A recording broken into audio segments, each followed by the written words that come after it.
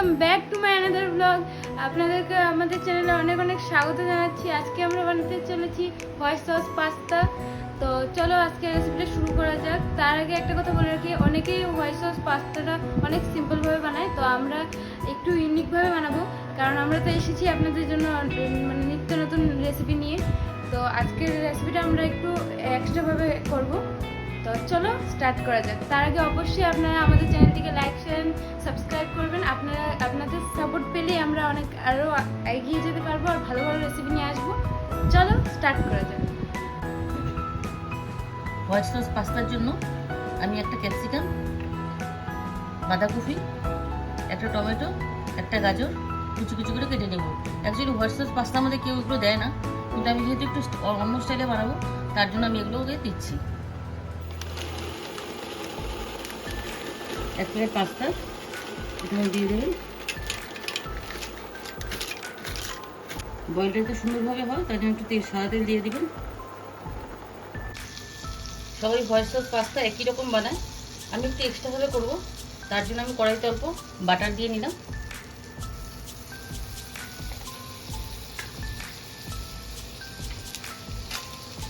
অল্প একটু Britannia cheese দিয়ে দিলাম।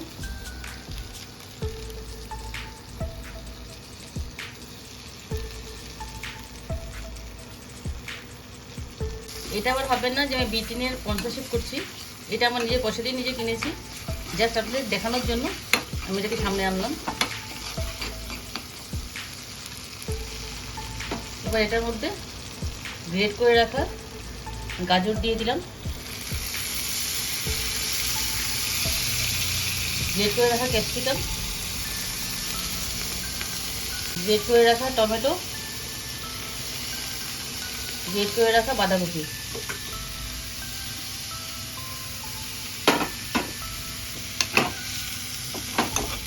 যাতে এর থেকে একটু কাঁচা গন্ধটা চলে যায়।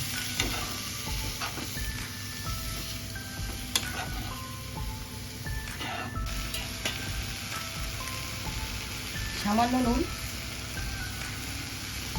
যা এটাকে পুরো ভাজা ভাজা করবেন না, জাস্ট একটা কাঁচা গন্ধটা চলে যায় তার জন্য।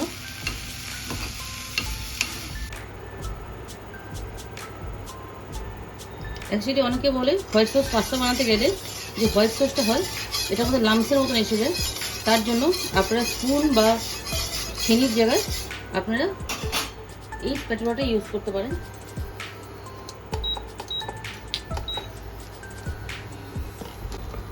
এবার বাটারটা পুরো গরম হয়ে গেছে, এর মধ্যে একটু ময়দা দিয়ে দেবেন। ময়দা দিয়ে এটাকে ভালো করে নাড়াবেন, পুরো 360 ডিগ্রি রোটেটিং হতে হবে, না হলে এটার মধ্যে লাম্পস হয়ে যাবে। এবার প্রথমে অল্প একটু দুধ দিয়ে দেবেন।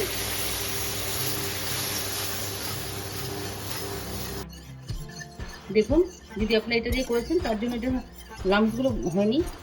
যদি এটা আপনার স্পুন দিয়ে করতেন তাহলে পুরো 360 ডিগ্রি ঘুরতো না, তখন লাম্পস হয়ে যেত, তার জন্য খেতেও ভালো লাগতো না। তো এটার মধ্যে আরেকটু দুধ দিয়ে দেবেন। যেহেতু হোয়াইট সস পাস্তা, তার কারণে এটার মধ্যে দুধ, বাটার আর ময়দাটা পড়বে। অ্যাকচুয়ালি আমি অরিগানোটা দিইনি, আপনারা চাইলে দিতেও পারেন। একটু চিলি ফ্লেক্স দিয়ে দেবেন, সামান্য নুন। আপনারা যদি বেশি ঝাল খান তাহলে কুচি করে কাঁচা লঙ্কা কেটে দিতে পারেন।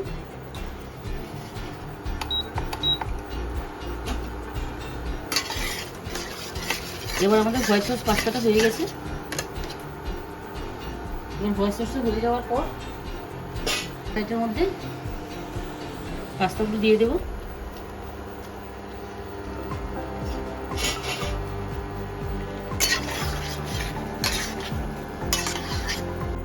এবার যেহেতু আমার ছেলে স্পাইসি খেতে একটু ভালোবাসে, তার জন্য আমি ওপর থেকে অল্প কাঁচা লঙ্কা কুচি দিয়ে দিলাম।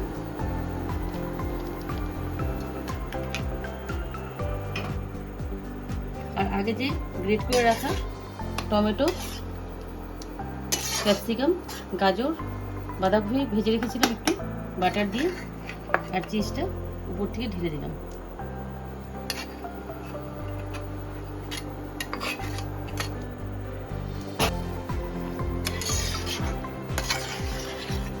এবার উপর থেকে অল্প চিজ দিয়ে দেবেন, তাহলে একটু ক্রিমি ভাব আসবে, খেতে বহুত টেস্ট লাগবে।